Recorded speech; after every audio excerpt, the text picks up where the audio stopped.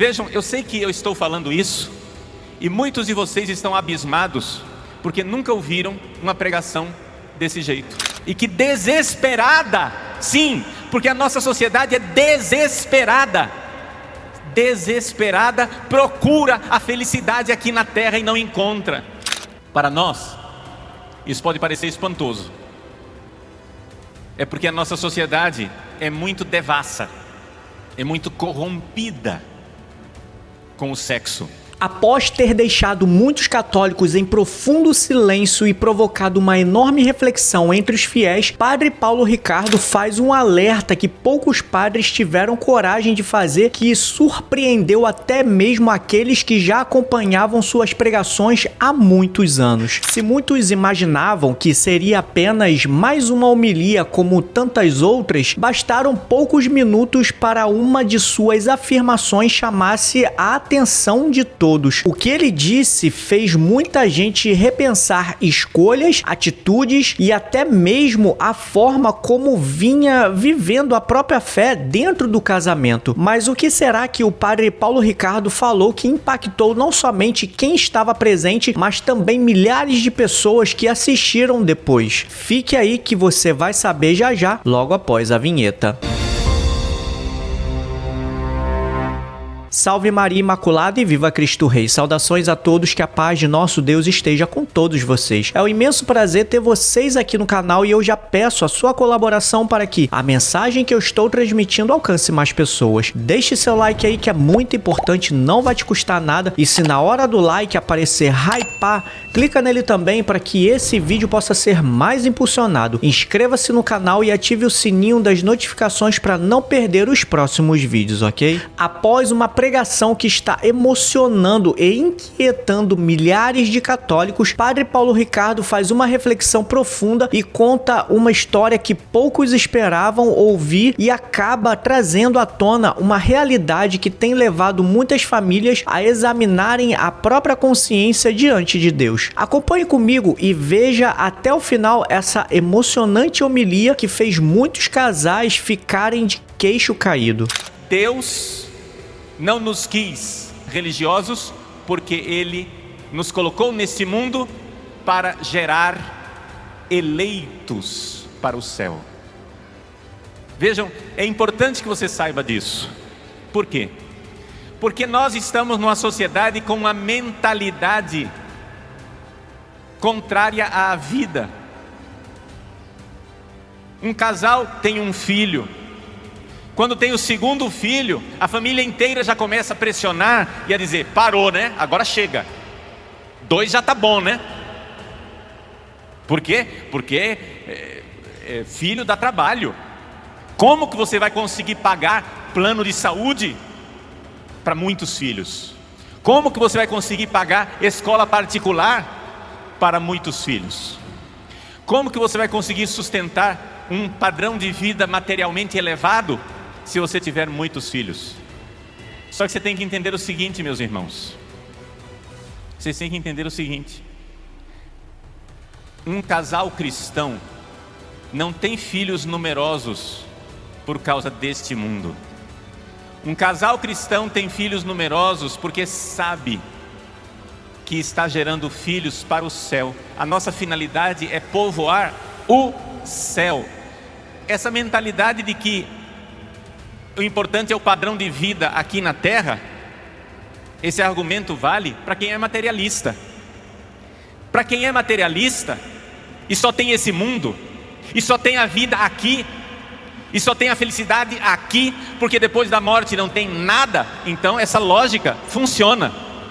Funciona, claro, porque se você só tem a felicidade aqui, vamos então reduzir o número de filhos aqui, porque aí você tem um padrão de vida mais elevado. Mas nós que acreditamos no céu, o que é que você vai dizer para Deus? Não é para mim que você vai responder, você vai responder para Deus. O que é que você vai dizer para Deus quando você chegar lá no céu e Ele apresentar para você os tronos vazios, as cadeiras vazias que Deus reservou para os seus filhos que nunca nasceram e nunca verão a glória de Deus? Você proibiu o seu filho de existir e de ir ver a glória de Deus no céu. Por quê? Porque você queria um micro-ondas, um carro 0 quilômetro, uma antena parabólica. Você queria ter um padrão de vida elevado. Você queria materialismo. Pergunte a qualquer pessoa da face da terra: o que é melhor? Nascer e viver uma vida modesta, uma vida sem luxo, uma vida simples, de um pobre, de quem tem a pobreza espiritual de que fala o Evangelho, e depois ir para o céu? O que é que você prefere? Viver uma vida modesta e depois ir para o céu, celebrar a glória de Deus? Ou você prefere, plano B, nunca existir e nunca ver a glória de Deus? Vejam, eu sei que eu estou falando isso e muitos de vocês estão abismados porque nunca ouviram uma pregação desse jeito. Vocês nunca ouviram um padre dizendo: é bom ter muitos filhos. Mas eu vou dizer isso, e digo isto porque esta é a doutrina da igreja. É isto que está na encíclica do bem-aventurado Papa Paulo VI e nas encíclicas e documentos da tradição da igreja ao longo dos séculos. Nós somos felizes de ter filhos numerosos, porque um casal católico quer povoar o céu. Quer povoar o céu. Nós estamos nesse mundo preparando o nosso céu. Se você nunca ouviu isso, bem-vindo à Igreja Católica. É assim que nós pensamos, porque nós cremos no céu, e nós cremos que depois desta vida tem uma glória esperando por nós, e uma felicidade que os olhos jamais contemplaram, que nenhuma imaginação humana pode pensar. Meus irmãos, deixa eu dizer para vocês, quando nós chegarmos no céu, nós vamos ficar tão surpresos com a felicidade e com a alegria que é o céu, que você vai dizer assim: nossa, se eu soubesse que era bom assim, tinha vindo antes. Porque o céu é muito, muito, muito mais do que você pode imaginar. Agora, o problema é que nós estamos numa sociedade materialista que não acredita no céu e que desesperada, sim, porque a nossa sociedade é desesperada, procura a felicidade aqui na terra e não encontra. O casal Luiz e Zélia são um exemplo de casal que acreditam na felicidade do céu. Mas deixa eu continuar contando a vida deles, para você então entender a felicidade dos dois. Pois bem, ele queria ser celibatário aos 35 anos de idade. Ela já tinha 27 anos, tinha tentado a vida religiosa e não conseguiu. Ela então se convenceu que o caminho dela era se casar. Mas ela pedia a Nossa Senhora e pedia a Deus que lhe preparasse o homem, o José dos seus sonhos, o homem com o qual ela iria ter numerosos filhos e preparar e levar os seus filhos para o céu. Um belo dia, os dois se encontram por acaso. Nós sabemos que não existe acaso, existe a providência divina. Os dois se encontram por acaso na ponte Saint-Léonard, na cidade de Alençon. E naquela ponte, os dois se encontram, acontece aquele olhar, olho no olho, que se encantam um com o outro. E ela, que tinha esse dom de ouvir a palavra de Deus no seu coração, ela, quando o encontrou, ouviu no seu coração: este é o homem que eu preparei para você. Que coisa maravilhosa, que coisa maravilhosa. Depois de dar cabeçadas vocacionais, finalmente encontrar o caminho de Deus. Ele levou um pouquinho de tempo para se acostumar com a ideia, mas ele viu que era realmente a vontade de Deus, e os dois se casaram. E o dia em que nós celebramos esse casal de santos é o dia do casamento deles. A igreja marcou como festa dos dois a festa dos bem-aventurados Luís e Zélia é o dia 12 de julho, quando eles se casaram. Eles se casaram à meia-noite, então pode se celebrar tanto no dia 13 como no dia 12. Casaram à meia-noite porque é uma forma maravilhosa de se casar e não precisar dar festa. Se casaram, não fizeram festa, simplesmente foram à igreja, fizeram o casamento e foram embora para casa. Pois bem, agora vem uma parte muito bonita da história. Zélia, que tinha 27 anos, não fazia ideia de como é que nasciam os bebês. Para nós, isso pode parecer espantoso. É porque a nossa sociedade é muito devassa, é muito corrompida com o sexo. Mas nas famílias cristãs, onde as crianças eram preservadas na castidade e eram protegidas no ambiente de pureza, era muito comum essa realidade. E Zélia não fazia ideia do que fosse o sexo. Quando Luís, Luís tinha um sonho, que era de se casar, mas se manter na castidade do celibato, ou seja, o casamento josefino, o casamento que São José tinha com Nossa Senhora, um casamento sem sexo. Esse era o sonho dele. Quando Luís foi conversar sobre essas coisas com a sua esposa, e ela ficou chocada sem saber o que dizer. Meu Deus, é assim? Não é? Então, os dois resolveram viver o celibato.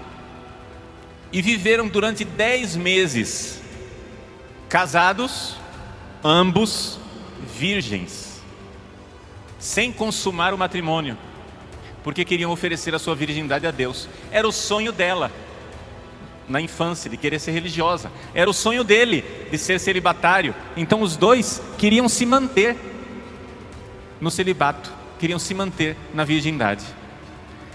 10 meses depois, eles tinham um confessor muito bom. O confessor conseguiu convencê-los: parem com isso, cumpram o dever de vocês. O dever de vocês é povoar o céu, é levar, entregar a Deus filhos e filhas que glorifiquem, que sejam a glória de Deus no céu. E então, 10 meses depois, eles resolveram que estavam decididos: vamos ter filhos numerosos. E de fato tiveram filhos numerosos, tiveram 9 filhos. 9 filhos. E não foi por acaso, e não foi porque inadvertidamente, né? Eles não tiveram 9 filhos porque, como a piadinha que a gente conta hoje em dia, eles não tiveram 9 filhos porque não tinham televisão, né? Eles tiveram 9 filhos porque queriam filhos numerosos, desejavam filhos numerosos. Quando ela estava já no 4º filho, ela dizia claramente, nas cartas está escrito isso, que Deus, na sua providência, me conceda ter mais 5 ou 6 filhos. Era a vontade do casal. Por quê? Porque eram abertos à vida, acreditavam na vida, olhavam para uma criança como um dom maravilhoso de Deus e não como um estorvo. Mas como é que eles se mantinham? Como é que eles iam sustentar 9 filhos? Pois bem, os dois, cada um tinha a sua pequena empresa. O Luís era relojoeiro e ele tinha em casa, no andar de baixo de casa, tinha a sua pequena relojoaria, onde ele também vendia algumas joias e tinha o seu pequeno comércio. Já Zélia tinha uma pequena empresa onde ela fabricava e vendia as rendas famosas, as rendas de Alençon. Vejam só, ele era relojoeiro e ela era rendeira.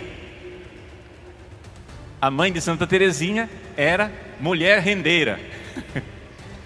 Ela era rendeira, mas era um comércio, não é, razoavelmente lucrativo, porque as rendas de Alençon são rendas muito difíceis, são rendas muito trabalhosas. Então ela tinha, não é, uma espécie de empresa onde ela contratava umas 4, 5 mulheres dotadas, onde elas faziam o trabalho. As rendas de Alençon são feitas mais ou menos um pedacinho de 10 a 15 centímetros. E ela então ficava com o trabalho mais delicado, que era de fazer a emendar esses vários pedaços para que fizesse uma coisa maior, que era o mais delicado, o mais, digamos assim, difícil de fazer. Agora imaginem o que é você manter uma empresa, ter 9 filhos, com crianças correndo pela casa, crianças chorando, e ainda ter uma vida de santidade. Os vizinhos, quando ouviam a porta do casal se abrir de manhã com as chaves girando, que estavam na cama, sabiam que o santo casal Martin estava indo à missa e que eles podiam dormir ainda um pouco mais. Eles iam à missa todos os dias às 5:30 da manhã. 5:30 da manhã era o horário da missa, que eles iam todos os dias, mesmo que não pudessem comungar, porque naquela época era difícil comungar, você precisava ter a permissão do seu confessor. Então eles comungavam com frequência, umas 3 ou 4 vezes por semana. Quando Zélia ficou doente de câncer e suportava todas aquelas dores e os trabalhos da empresa e as crianças, etc., perguntaram a Maria, a sua primeira filha, filha primogênita, como é que sua mãe tem tanta resignação e tanta força para aguentar a cruz da vida que ela tem? Maria respondeu com toda clareza: é que ela comunga frequentemente. Essa era a força, a Eucaristia, o pão dos fortes. O pão dos fortes. No meio disso tudo,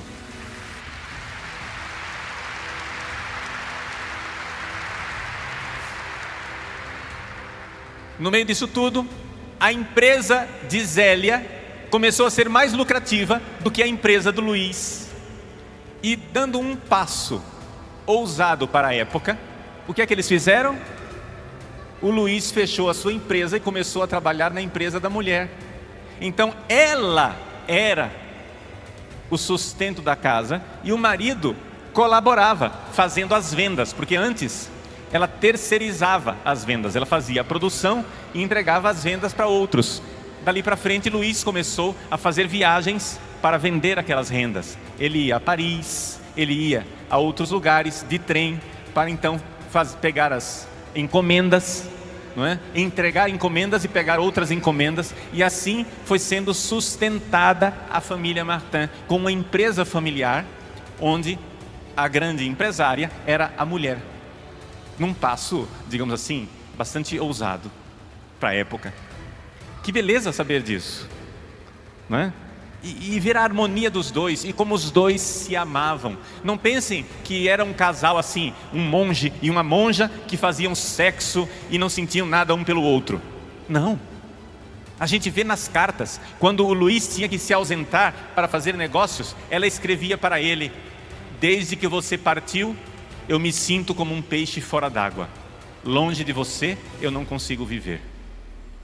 Essas declarações de amor, essas provas de que um realmente amava o outro com todo o coração, são abundantes nas cartas de um para o outro. Não pensemos aqui que eram 2 monges resignados com a cruz e que ela era simplesmente uma parideira. Nada disso. Havia ali verdadeiro amor, e um amor tão maravilhoso porque era um amor coroado com o amor por Deus. Os dois se amavam em Cristo. Os dois se amavam porque viam um no outro o Cristo que eles deveriam amar. Se queriam bem e se queriam com um afeto maravilhoso. Se desejavam a companhia um do outro. E que golpe terrível foi para a família quando então Zélia chegou em casa com o diagnóstico do câncer. Ela chegou em casa e contou bem detalhadamente tudo o que aconteceu no médico. O médico tinha sugerido para ela a cirurgia. E ela, como mulher bem informada, ela disse: doutor, no estágio em que está a minha doença, essa cirurgia só vai servir para adiantar a minha morte. O médico disse para ela: a senhora sabe mais do que eu. É verdade. E essa receita que o senhor passou para mim, esse remédio aqui, para que vai servir? O médico, vendo que ela era uma mulher inteligente, que estava com toda a coragem enfrentando aquela doença, vendo que não conseguia enrolar a sua paciente, disse: olha, eu receito isso daqui simplesmente para enrolar os pacientes, para que eles não saiam daqui de mãos vazias e tenham algum remedinho para tomar, porque a maior parte dos pacientes quer alguma coisa. Eles ficam indignados de eu mandá-los para casa para morrer, porque não tem o que fazer mais. Compreendem bem que nós estamos aqui no ano de 1877, não é? Ou seja, a medicina naquela época não tinha mesmo o que fazer com o câncer, não é? Se podia remediar muita coisa, mas... Pois bem, ela volta para casa e conta com toda transparência o seu estado clínico. Podemos imaginar o sofrimento que foi para todos, principalmente para as três mais velhas, Maria, Paulina e Leoni, que já eram adolescentezinhas e entendiam perfeitamente o que é que significava um câncer. Imaginem a dor que transpassou o coração do pai, Luiz, ao saber daquilo. Mas ela, não é, sem ilusões, começou a entregar a sua vida e os seus sofrimentos a Deus, para que Deus fosse servido naquilo que fosse melhor. Fizeram ainda uma peregrinação a Lourdes, o santuário de Lourdes, para pedir a Nossa Senhora a graça da cura, se fosse vontade de Deus. Mas Deus tinha outro caminho para Zélia, e então ela morreu, né? E morreu aos 45 anos de idade. Terezinha, a essa altura, tinha 4 aninhos. Era uma pequena menina de 4 aninhos.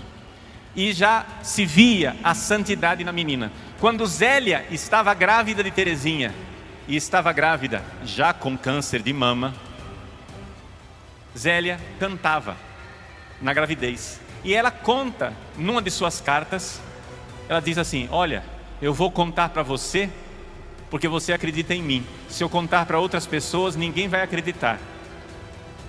É a minha 9ª gravidez.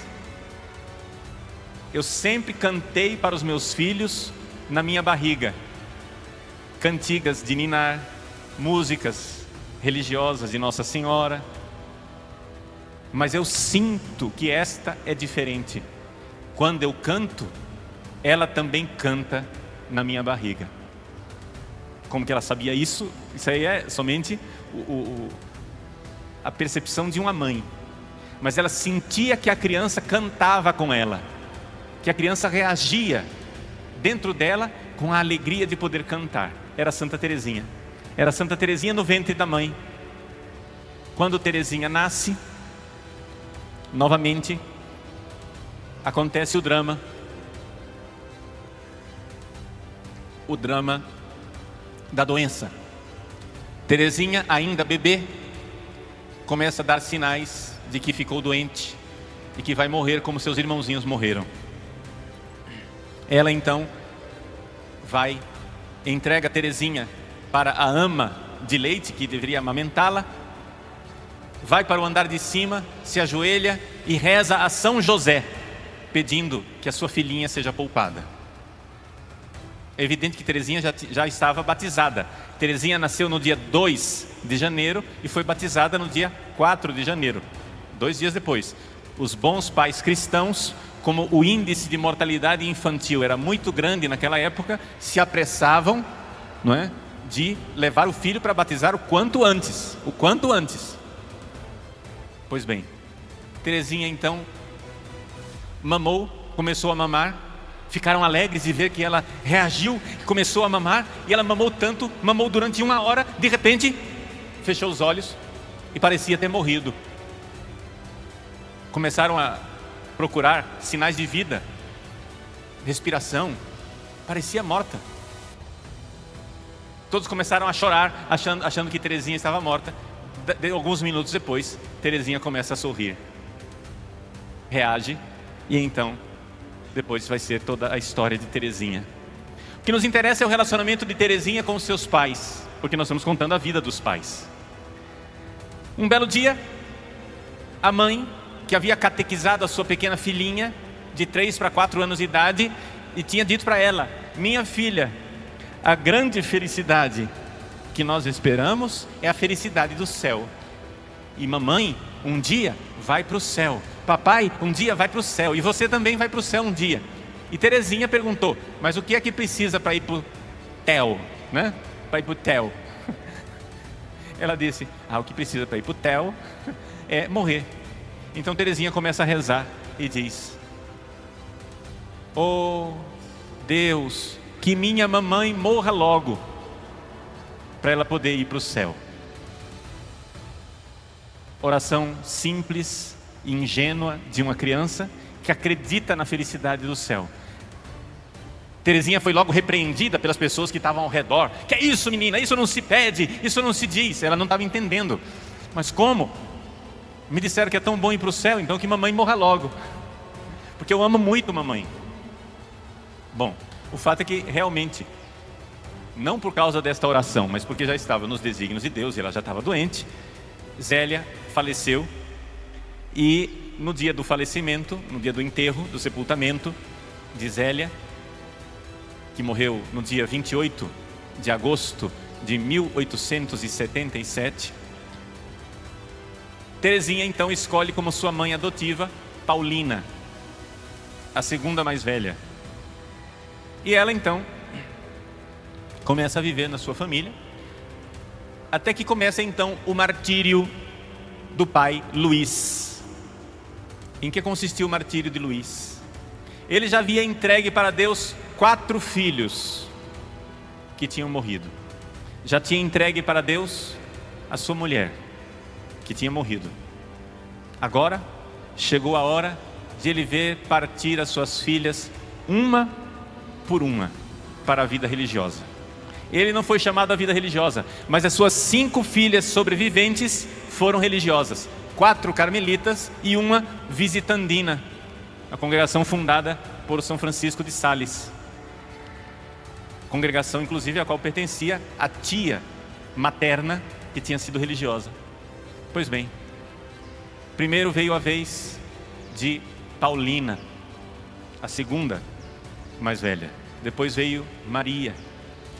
Quando finalmente Terezinha, que tinha vivido uma experiência espiritual no Natal do ano em que ela completou 13 anos de idade, é o que ela chama de sua conversão, ela se converteu aos 13 anos de idade.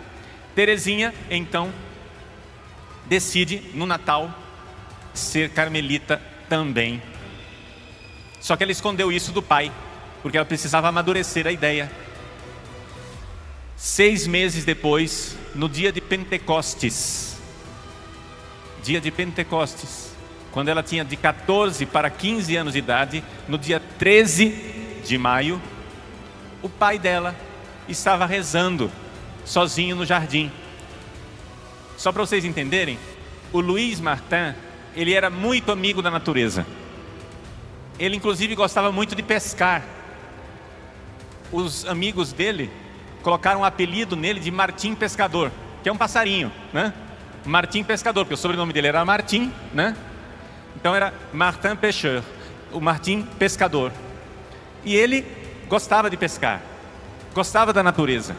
No dia de Pentecostes, de tarde, na hora de vésperas, ele estava lá no jardim, rezando, com as mãos juntas, olhando para a natureza e rezando para Deus. Terezinha, que havia pedido o dia inteiro o Espírito Santo a Nossa Senhora e aos apóstolos, que ela recebesse o Espírito Santo para conseguir apresentar ao seu pai a sua vocação religiosa.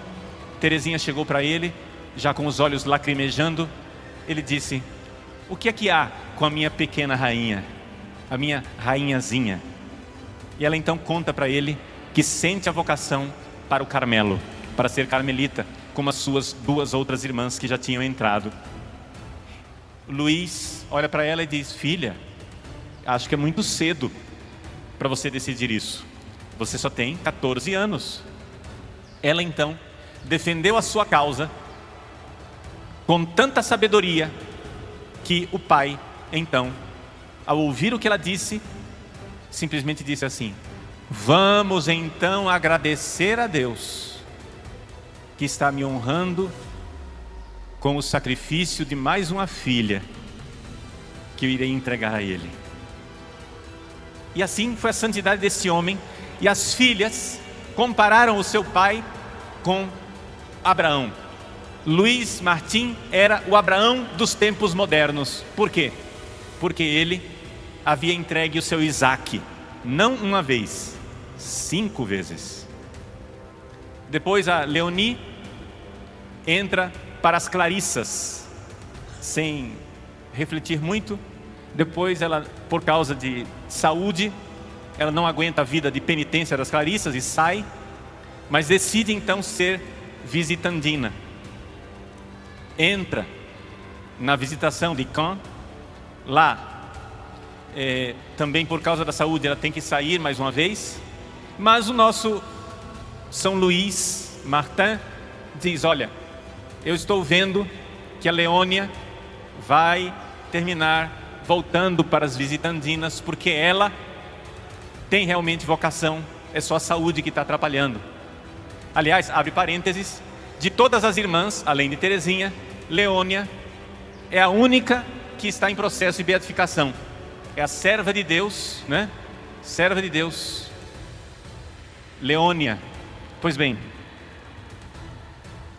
quando ele vê que suas filhas todas vão ficar religiosas, ele olha para a sua querida Celina, a única que ficou fora, que era boa desenhista, boa fotógrafa. Ele disse: bom, eu vou mandar você estudar em Paris. Então Celina revela para ele: papai, eu estou cuidando do senhor porque o senhor está doente, mas eu já estou me preparando porque eu também quero ir para o Carmelo. Esse homem que entregou tudo, que deu tudo para Deus, quando a sua última filha decide que vai também ser carmelita, a única palavra que ele diz é a seguinte: glória a Deus por ter me honrado e ter pedido tudo. Glória a Deus porque Deus me pediu tudo. A alegria de entregar tudo para Deus. Você vê que os pais eram santos mesmo. Não eram santos porque Santa Teresinha era santa, eram santos porque eles eram santos. Que doença que tinha o Luís nessa altura do campeonato?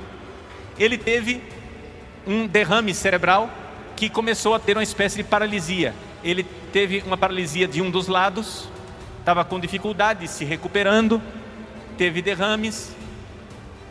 Mas um dia, quando ele já estava com esse derrame se recuperando, ele mesmo contou para suas filhas no locutório do Carmelo, dizendo assim: eu fui à igreja de Nossa Senhora em Alençon, onde eu costumava, era a nossa terra natal, a terra natal de vocês, das meninas, né? Eu disse a Nossa Senhora lá em Alençon: eu não posso morrer sem dar a Deus muito mais. Veja, ele já tinha dado tudo, já tinha dado os 9 filhos e a esposa.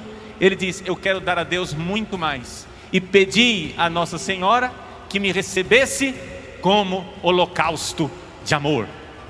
Dali para frente, a sua doença se agrava ainda mais, causando nele um sofrimento maior.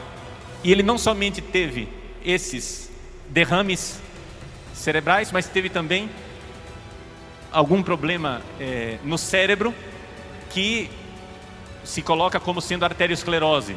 O diagnóstico não é que seja muito fácil, O fato é que ele começou a ter problemas mentais e foi internado num sanatório para doentes mentais. Diante desta coisa toda, as pessoas começaram a cochichar e a dizer que Luiz Martim estava doente mental, tinha enlouquecido por causa de Teresinha. Por quê? Porque a Leônia estava em casa ainda, Celina estava em casa ainda. Ele sabia que as duas iam um dia entrar na vida religiosa. Mas a sua rainha, a filha preferida do seu coração, a sua pequena rainha, a caçula, né, da família, era Teresinha. E porque Teresinha decidiu entrar no Carmelo, a culpa era dela. Ela devia sair do Carmelo, que o pai iria melhorar. Santa Teresinha diz: quando eu ressuscitar no céu, as chagas mais gloriosas que eu irei exibir serão as chagas da doença do meu pai. Toda a humilhação, todo o sofrimento interior de ser provada na sua vocação, de ser tentada na sua vocação, de deixar a sua vocação verdadeira por causa do seu pai querido que estava sofrendo. E no entanto ela permaneceu firme, e hoje nós temos Santa Teresinha. Vejam, depois Luiz finalmente morre 4 anos antes de Teresinha morrer, né? E hoje no céu nós temos uma família radiante, uma família de santos, uma família de santos que se santificaram no santo sacramento do matrimônio. Meus queridos, eu contei esta vida desse casal para que nós enxerguemos que eles não eram santos apesar de serem casados. Eles eram santos porque foi o casamento que os santificou, foi o matrimônio que os santificou. É muito importante que a gente enxergue isso, porque o matrimônio é o caminho de santificação de 99% dos cristãos. É o caminho normal, é o caminho natural, né? Porque Jesus, ele pegou o casamento e o elevou ao nível extraordinário. Vejam, o que é o casamento sem Jesus? Quando o casamento é vivido sem Jesus, o pecado original toma conta.